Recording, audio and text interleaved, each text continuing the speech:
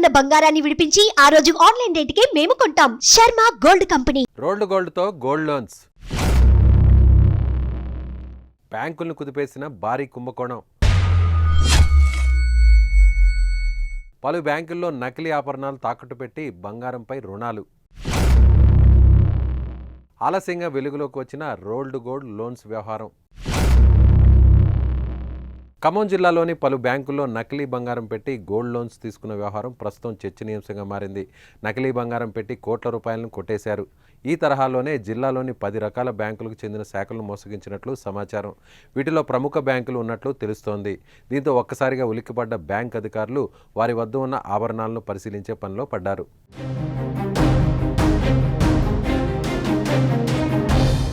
ఇప్పటి వరకు అనేక బ్యాంకుల్లో ఎన్నో భారీ కుంభకోణాలను చూసాం.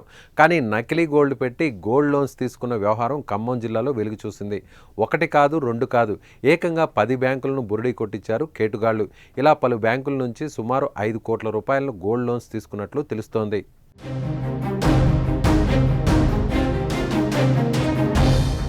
నిజానికి బ్యాంకులో ఏదైనా ఆభరణం తాకట్టు పెట్టినప్పుడు దాన్ని అప్రైజర్ పరిశీలించి బంగారం అని నిర్ధారించినప్పుడే మేనేజర్ మంజూరు చేయాల్సి ఉంటుంది. అయితే మరీ ఇంత కుంభకోణం ఎలా జరిగింది? ఆ నకిలీ బంగారాన్ని అప్రైజర్లు పరిశీలించారా లేదా, లేక అప్రైజర్లతో పాటు బ్యాంకు అధికారుల హస్తం కూడా ఉందా అనే అనుమానం కలుగుతోంది. అయితే ఏదో ఒక బ్యాంకులో అయితే అది అక్కడ బ్యాంక్ అధికారుల నిర్లక్ష్యం అనుకోవచ్చు. కానీ ఇలా జిల్లా వ్యాప్తంగా 10 బ్యాంకులకు పైగా జరగడం వెనుక ఏదో ముఠా హస్తం ఉందని అనుమానం వస్తోంది.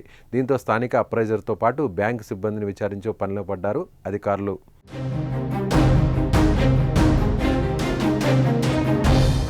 ఇక ఈ వ్యవహారం ఎలా బయటపడిందంటే, తొలుత నకిలీ బంగారం తాకట్టు రుణాల విషయం ఓ బ్యాంక్ అధికారి ద్వారా ఇతరులకు తెలిసింది.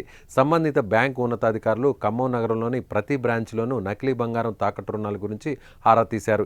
ఇప్పటికే కొన్ని బ్యాంకులు ఈ విషయమై పోలీసులకు ఫిర్యాదు చేసినట్లు సమాచారం. అయితే ఈ ముఠాలో దాదాపు 15 మంది పైగా ఉన్నట్లు తెలుస్తోంది. అయితే ఈ నకిలీ వ్యవహారం జరిగి చాలా రోజులవుతున్నా ఈ విషయాన్ని బయటకు పొక్కనివ్వకుండా బ్యాంక్ సిబ్బంది జాగ్రత్తలు తీసుకోవడం గమనార్హం. ఇంటి దొంగను ఈశ్వరుడు కూడా పట్టలేడు అంటారు. అలానే ఖమ్మంలోని పలు బ్యాంకుల్లో జరిగిన వ్యవహారంలో తప్పకుండా బ్యాంక్ సిబ్బంది ప్రమేయం ఉందనేది అర్థమైంది.